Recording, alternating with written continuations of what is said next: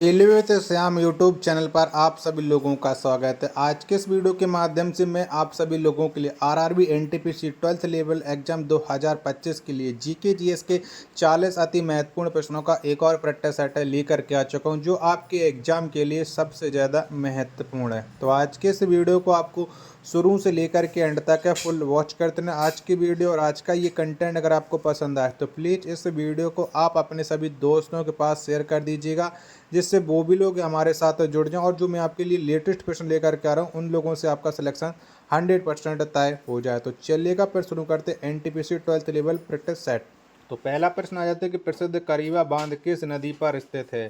तो बताओ इनमें से कौन सी नदी पर ये करीबा बांध स्थित हो जाता है। पहले प्रश्न का राइट आंसर क्या हो जाएगा। तो ये करीबा बांध है, ये जाम्बेजी नदी पर स्थित हो जाता है। पहले प्रश्न का ए ऑप्शन देने वालों का राइट आंसर हो जाएगा।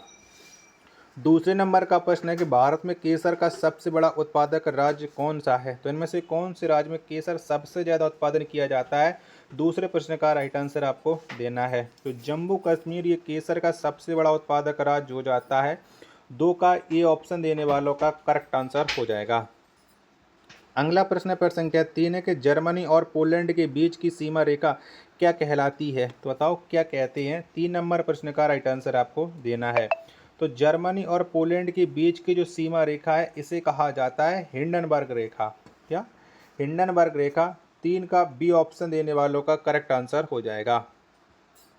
अगला प्रश्न पर संख्या 4 है कि भारतीय फिल्म एवं विकास निगम की स्थापना किस वर्ष से हुई। तो बताओ कब हुई थी। चौथे नंबर प्रश्न का राइट आंसर आपको देना है। तो भारतीय फिल्म एवं विकास निगम की जो स्थापना है वो 1980 में की गई थी। 4 का डी ऑप्शन देने वालों का राइट आंसर हो जाएगा।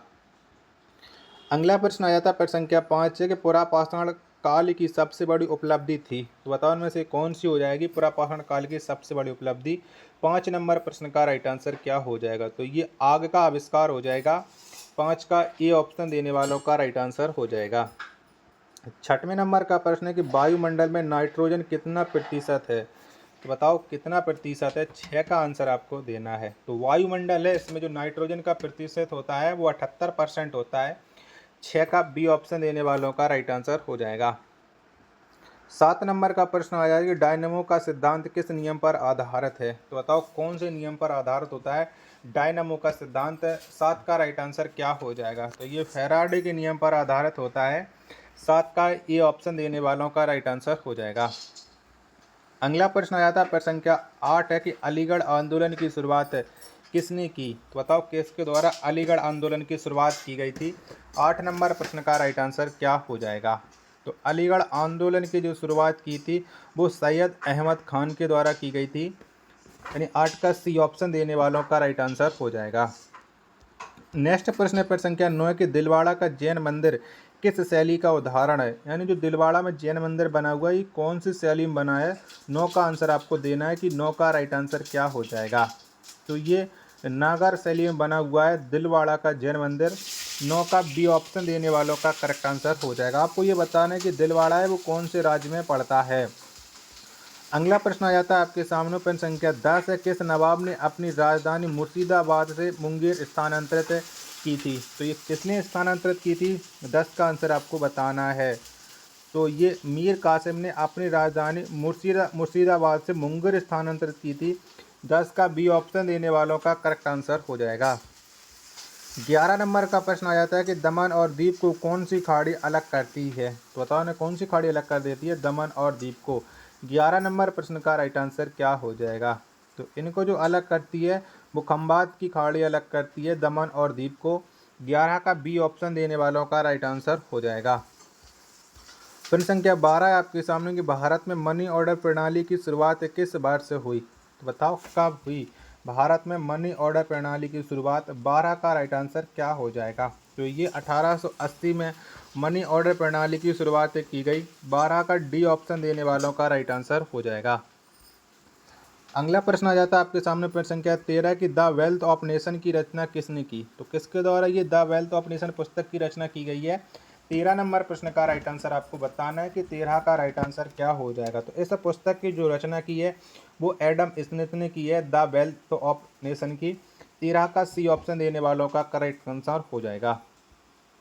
चलिएगा, जब तक मैं आपको प्रश्न संख्या 14 पर लेकर के चलता हूँ तब तक आप लोग इस वीडियो को लाइक करके चैनल को आप लोग है वो जरूर सब्सक्राइब कर लीजिएगा। तो 14 नंबर प्रश्न आपके सामने आ चुका है कि पृथ्वी की भूपटल पर सर्वाधिक उपलब्ध अधातु कौन सी है। तो बताओ कौन सी अधातु है वो पृथ्वी की भूपटल पर सर्वाधिक मात्रा में उपलब्ध है। धातु नहीं अधातु, तो ये हो जाती है सिलिकॉन, यानी 14 का डी ऑप्शन देने वालों का राइट आंसर हो जाएगा।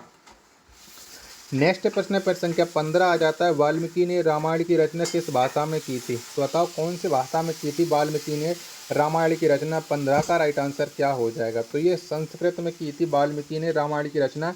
15 का सी ऑप्शन देने वालों का करेक्ट आंसर हो जाएगा। नेक्स्ट प्रश्न पर संख्या 16 आ जाता है कि सती प्रथा का उन्मूलन किस ब्रिटिश शासक के कार्यकाल में हुआ। तो बताओ किसके शासनकाल में ये सती प्रथा का उन्मूलन हुआ था। 16 नंबर प्रश्न का राइट आंसर आपको देना है। तो ये जो उन्मूलन हुआ था वो लॉर्ड विलियम बेंटिंग के शासनकाल में हुआ था। 16 का बी ऑप्शन देने वालों का राइट आंसर हो जाएगा। अगला प्रश्न आ जाता है प्रश्न संख्या 17 कि भारत के प्रथम उप प्रधानमंत्री कौन थे। तो बताओ कौन थे भारत के प्रथम उप प्रधानमंत्री। वो प्रेजेंट टाइम में कोई भी नहीं है, तो सरदार पटेल हो जाते हैं प्रथम उप प्रधानमंत्री। 17 का सी ऑप्शन देने वालों का राइट आंसर हो जाएगा। 18 नंबर का प्रश्न है कि सिकंदर ने भारत पर आक्रमण कब किया था। तो बताओ कब हुआ था सिकंदर के द्वारा अपने प्यारे देश भारत पर आक्रमण, जो कि बहुत बुरा हुआ था। तो 326 ईसा पूर्व में किया था सिकंदर ने भारत पर आक्रमण। 18 का बी ऑप्शन देने वालों का राइट आंसर हो जाएगा। 19 नंबर का प्रश्न आ जाता है कि स्विट्जरलैंड का राष्ट्रीय विधानमंडल क्या कहलाता है। तो बताओ क्या कहते हैं। 19 का आंसर आपको देना है कि 19 का राइट आंसर क्या हो जाएगा। तो स्विट्जरलैंड का जो राष्ट्रीय विधानमंडल होता है इसे फेडरल असेंबली कहा जाता है। 19 का ए ऑप्शन देने वालों का राइट आंसर हो जाएगा। अगला प्रश्न आ जाता है प्रश्न संख्या 20 है कि सिखों के प्रथम गुरु कौन थे। तो बताओ इनमें से कौन हो जाते हैं सिखों के प्रथम गुरु। 20 नंबर प्रश्न का राइट आंसर क्या हो जाएगा। तो गुरु नानक देव ये सिखों के प्रथम गुरु थे। 20 का बी ऑप्शन देने वालों का करेक्ट आंसर हो जाएगा। 21 नंबर का प्रश्न आ जाता है कि एंजाइम की रचना किससे होती है। तो बताओ किससे होती है एंजाइम की रचना। 21 का राइट आंसर क्या हो जाएगा। तो अमीनो अम्ल से एंजाइम की रचना होती है। 21 का ए ऑप्शन देने वालों का राइट आंसर हो जाएगा। नेक्स्ट प्रश्न आ जाता है प्रश्न संख्या 22 है कि द डोज ऑफ लाफ्टर की रचयिता कौन है। तो बताओ किसके द्वारा इस पुस्तक को लिखा गया the dose of laughter. 22 number प्रश्न का राइट आंसर क्या हो जाएगा। तो ये पुस्तक आर के लक्ष्मण के द्वारा लिखी गई है, यानी 22 का सी ऑप्शन देने वालों का राइट आंसर हो जाएगा। प्रश्न संख्या 23 आ जाता है कि इलाहाबाद के स्तंभ लेख को किसने लिखा। तो बताओ किसके द्वारा ये इलाहाबाद का स्तंभ लेख लिखा गया था। 23 नंबर प्रश्न का राइट आंसर क्या हो जाएगा। तो जो इसे जो लिखा था वो हरिशेन ने लिखा था इलाहाबाद के स्तंभ लेख को। 23 का बी ऑप्शन देने वालों का करेक्ट आंसर हो जाएगा। अगला प्रश्न पर संख्या 24 आ जाता है कि शक संबंध के अनुसार अंतिम महीना कौन सा है। तो बताओ इनमें से कौन सा हो जाएगा। 24 का राइट आंसर आपको देना है। तो शक संबंध के अनुसार जो अंतिम महीना है वो फाल्गुन का महीना है। 24 का सी ऑप्शन देने वालों का करेक्ट आंसर हो जाएगा। प्रश्न संख्या 25 है आपके सामने कि भारत के प्रथम दलित मुख्य न्यायाधीश कौन बने। तो बताओ इनमें से कौन से व्यक्ति हैं जो भारत के प्रथम दलित मुख्य न्यायाधीश हो जाते हैं। 25 नंबर प्रश्न का राइट आंसर क्या हो जाएगा। तो ये केजी बालकृष्णन हो जाती है। 25 का ए ऑप्शन देने वालों का राइट आंसर हो जाएगा। 26 नंबर का प्रश्न है कि अम्ल वर्षा का मुख्य कारण क्या है। तो बताओ इनमें से क्या हो जाएगा अम्ल वर्षा का मुख्य कारण। 26 का आंसर आपको देना है। तो 26 के दो ऑप्शन ये रहे, बाकी के दो ऑप्शन मैं आपको और दिखा देता हूँ, जिसके बाद आप लोग इस प्रश्न का राइट आंसर डिसाइड कर सकते हो। तो अम्ल वर्षा का मुख्य कारण क्या है। तो ये हो जाएगा आपका सल्फर डाइऑक्साइड। 26 का सी ऑप्शन देने वालों का राइट आंसर हो जाएगा। 27 नंबर का प्रश्न है कि मांसपेशियों में कौन सा अम्ल पाया जाता है। तो बताओ इनमें से कौन सा अम्ल मिलता है मांसपेशियों में। 27 का राइट आंसर आपको देना है। तो इसमें लैक्टिक अम्ल पाया जाता है मांसपेशियों में। 27 का ए ऑप्शन देने वालों का राइट आंसर हो जाएगा। अगला प्रश्न पर संख्या 28 आ जाता है कि मैग्नीज का सर्वाधिक उत्पादक राज्य है। तो बताओ इनमें से कौन सा हो जाएगा मैग्नीज का सर्वाधिक उत्पादक राज्य। 28 का राइट आंसर क्या हो जाएगा। तो ये उड़ीसा हो जाता है। 28 का सी ऑप्शन देने वालों का राइट आंसर हो जाएगा। 29 नंबर का प्रश्न है कि रैयत बाड़ी बंदोबस्त किसके साथ किया गया था। तो बताओ किसके साथ हुआ था? रैयतवाड़ी बंदोबस्त। 29 नंबर प्रश्न का राइट आंसर क्या हो जाएगा? तो ये किसानों के साथ किया गया था रैयतवाड़ी बंदोबस्त। 29 का डी ऑप्शन देने वालों का राइट आंसर हो जाएगा। प्रश्न संख्या 30 है कि तंबाकू का उत्पत्ति स्थान कौन सा है? तो बताओ कौन हो जाएगा तंबाकू का उत्पत्ति स्थान? 30 नंबर प्रश्न का राइट आंसर क्या हो जाएगा? तो तंबाकू का जो उत्पत्ति स्थान है ये हो जाता है मैक्सिको। कौन? मैक्सिको हो जाता है। 30 का सी ऑप्शन देने वालों का राइट आंसर हो जाएगा। 31 नंबर का प्रश्न है कि राग भैरवी किस समय गाया जाने वाला गान है? तो ये राग भैरवी है, ये कब गाया जाता है? 31 का आंसर आपको देना है। तो ये प्रातः काल के समय गाया जाता है राग भैरवी। 31 का ए ऑप्शन देने वालों का राइट आंसर हो जाएगा। अगला प्रश्न प्रश्न संख्या 32 है कि वायुमंडल में कार्बन डाइऑक्साइड की मात्रा कितनी होती है? तो बताओ कितने परसेंट होती है वायुमंडल में कार्बन डाइऑक्साइड की मात्रा? 32 नंबर प्रश्न का राइट आंसर आपको देना है। तो इसमें जो मात्रा होती है वो 0.03% होती है, यानी 32 का बी ऑप्शन देने वालों का राइट आंसर हो जाएगा। 33 नंबर का प्रश्न है कि चुकंदर का उत्पत्ति स्थान कौन सा है? तो बताओ कहाँ पर चुकंदर की उत्पत्ति हुई थी? 33 का राइट आंसर आपको देना है। तो चुकंदर का जो उत्पत्ति का स्थान हो जाता है ये यूनान हो जाता है। 33 का डी ऑप्शन देने वालों का राइट आंसर हो जाएगा। अगला प्रश्न है प्रश्न संख्या 34 है कि भूदान आंदोलन के प्रणेता कौन थे? तो बताओ इनमें से कौन से व्यक्ति थे भूदान आंदोलन के प्रणेता? 34 नंबर प्रश्न का राइट आंसर क्या हो जाएगा? तो विनोबा भावे ये भूदान आंदोलन के प्रणेता हो जाते हैं। 34 का ए ऑप्शन देने वालों का राइट आंसर हो जाएगा। अगला प्रश्न प्रश्न संख्या 35 आ जाता है कि वर्णावत का समाज का वर्चस्व किस काल से शुरू हुआ? तो बताओ ये कौन से काल से शुरू हुआ? 35 का राइट आंसर आपको देना है। तो इस समाज का जो वर्चस्व है ये गुप्त काल से हुआ है। 35 का सी ऑप्शन देने वालों का राइट आंसर हो जाएगा। अगला प्रश्न प्रश्न संख्या 36 आ जाता है सैटनिक वर्सेज की लेखक कौन है? तो बताओ ये पुस्तक किसके द्वारा लिखी गई है? Satanic versus.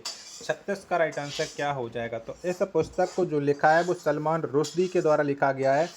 36 का ए ऑप्शन देने वालों का राइट आंसर हो जाएगा।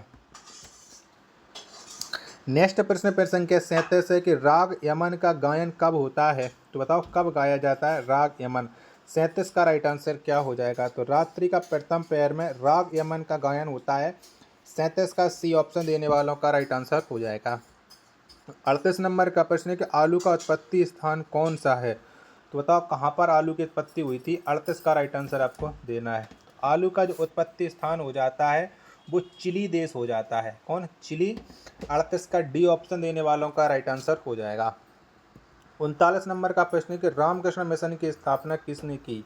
तो कौन से व्यक्ति के द्वारा रामकृष्ण मिशन की स्थापना की गई थी? 39 नंबर प्रश्न का राइट आंसर क्या हो जाएगा? तो ये स्थापना स्वामी विवेकानंद के द्वारा की गई थी, रामकृष्ण मिशन की स्थापना। 39 का बी ऑप्शन देने वालों का राइट आंसर हो जाएगा। प्रश्न संख्या 40 और अंतिम प्रश्न आ जाता है आज के सेट का कि अंग्रेजों का भारत में सबसे अधिक विस्तार किसके शासनकाल में हुआ? तो बताओ किसके शासनकाल में हुआ था? 40 का राइट आंसर आपको देना है। तो अंग्रेजों का जो सबसे अधिक विस्तार है ये लॉर्ड डलहौजी के शासनकाल में हुआ था। 40 का सी ऑप्शन देने वालों का राइट आंसर हो जाएगा। आशा और उम्मीद करता हूँ आप सभी लोगों को ये वीडियो ज़रूर पसंद आई होगी। तो प्लीज़ इस वीडियो को लाइक और चैनल को आप लोग सब्सक्राइब करना बिल्कुल ना भूलें। मिलते हैं और नेक्स्ट वीडियो के साथ, तब तक के लिए धन्यवाद। जय हिंद, वंदे मातरम।